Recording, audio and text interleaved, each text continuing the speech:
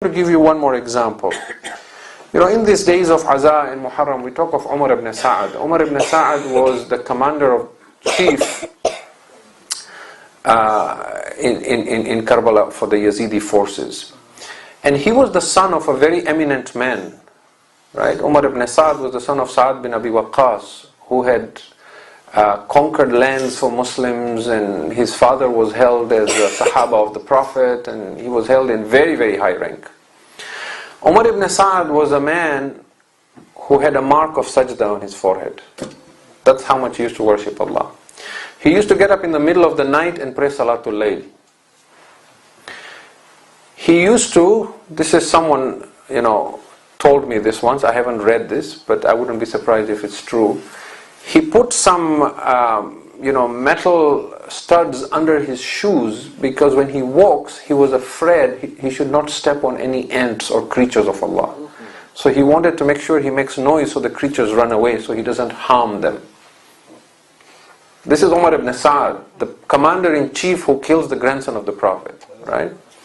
Now, you see, what is different about Umar ibn Saad and why it is so important for us to look at his life is when you look at people like Shimr and Ubaydullah ibn Ziyad and Hasin bin Namir and Harmala, these were Nasibis. These were people who hated the Ahlul Bayt. They were against the Ahlul Bayt from day one. They had a deep hatred for Amir al-Mu'mineen alayhi salam.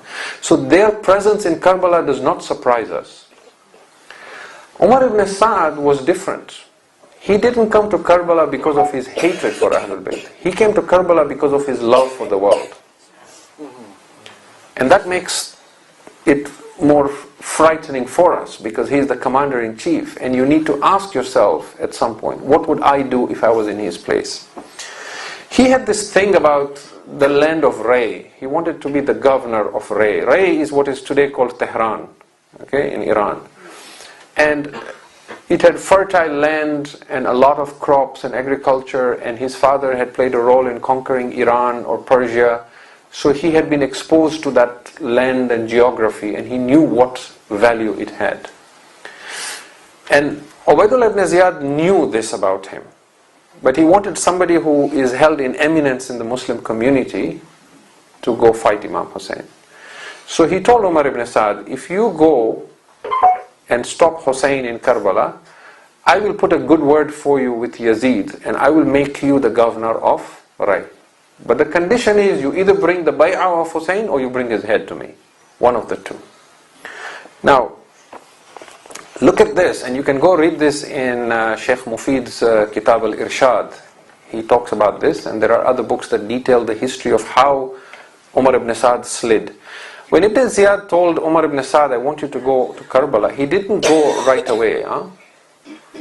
He asked Ibn Ziyad, he said, can you give me one night to think about it? Just like Hur spent his night thinking between Jannat and Nar, Umar ibn Saad did the same thing. He asked Ibn Ziyad, give me a night. He spent one night in Kufa just thinking, should I kill Hussain? Should I fight Hussain? Should I not fight Hussain? Should I do this? Should I not do this? And he stayed up all night thinking about this. Now, for you and me, this would be an easy decision. But why is it taking him so long? Because of Hubbud Dunya. And at the end, when the dawn came, he composed some words in poetry, which said, they say there is Jannat, but who has seen Jannah? Whereas Ray and the mulk of Ray is before me, is at hand. So this idea set in his mind that even if I kill Hussain, I can do tawbah and istighfar. Right? But Akhirah is far. Who has seen Jannat? Who knows if Jannat is real or not? But dunya is here. So he comes the next morning and he tells him, okay, I will do it. Then when he's getting ready to leave Kufa, he starts asking for advice from people. And Sheikh Mufid narrates several individuals of eminence who come to Umar ibn Saad and tell him, don't do this, you're making a mistake. You stand up against the son of Zahra alayhi salam, this will weigh heavily against you on the Day of Judgment. You're making a mistake, you can still back out of this. He still could not give it up because of the love of this world. Now take this a step further. He goes out of Kufa, he's going towards Karbala, he stops halfway, he comes back and tells Ibn Ziyad, I can't do this. I've changed my mind. But now shaitan has got him, right? So Ibn Ziyad starts telling him, Mulk Ray, think about it. I'm just telling you to go there and keep an eye on Hussein. I'm not telling you to fight him. You see, he leads him gradually. He's not telling him you have to kill him right away. Just go there and just keep an eye. And then I'll send you instructions. Just let me know what's happening. So thinking, okay, well, maybe I don't have to kill Hussein and I can still get Ray. So he goes back. Now he arrives on the 3rd of Muharram with 4,000 men. From 3rd Muharram until the 8th night of Muharram, every single night he sat with Imam Hussain face to face, having discussions late into the night. He was trying to find a way where he could get Ray but not kill Hussein. And Imam Hussain was explaining to him why I cannot pledge allegiance to Yazid.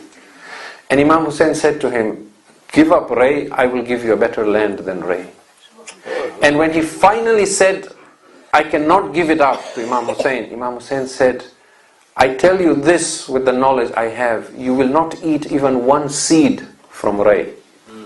And that's exactly what happened, because when he went back, he got nothing. Ibn Ziyad kept, skipping him this way and that way and saying, I'll write to Yazid and I'll tell Yazid and I'll do this and I'll do that. But Yazid himself was in trouble, because once Imam Sajdah and Sayyidah Zainab showed up in Kufa in Sham, his government was now shaking.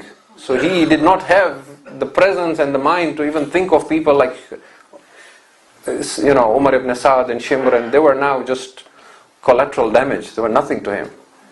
And Imam Hussain told him, you will not even eat a seed. And he knew that Imam Hussain is not lying. But this is what Hubb al-Dunya does. Every night, can you imagine if you were sitting with a Ma'soom Imam, 3rd night Muharram, 4th night, 5th night, 6th night, and there is a documented history of the correspondence between him and Ibn Ziyad. He kept writing letters to Ibn Ziyad with different proposals to solve the conflict. You know what we call conflict resolution, where you bring experts in conflict resolution and they sit between two parties that are at odds and they try and find a solution. He was proposing solutions to Ibn Ziyad. And that is when Ibn Ziyad sent Shimr al-Jawshan on the 9th of Muharram with a letter to Shimr, to Umar ibn Saad, to say, you keep making excuses to me in order not to fight Hussein. I now give you an ultimatum. You either go fight him right away or hand over control to Shimr. He will be the commander of the army, because Shimr was next in command. And when he read the letter, this is again documented, Umar ibn Saad said to Shimr, this is your doing. You are the one who plotted and planned this to get power. But by Allah, I will kill Hussein, but I will not let you be the commander. And on the day of Ashura, when Umar ibn Saad shot the first arrow, he said to everyone, be a witness, I am the one who shot the first arrow at Hussein. Why? Because he wanted everyone to go back and bear witness to Ibn Ziyad that it wasn't Shimr who shot the first arrow, I shot the first arrow.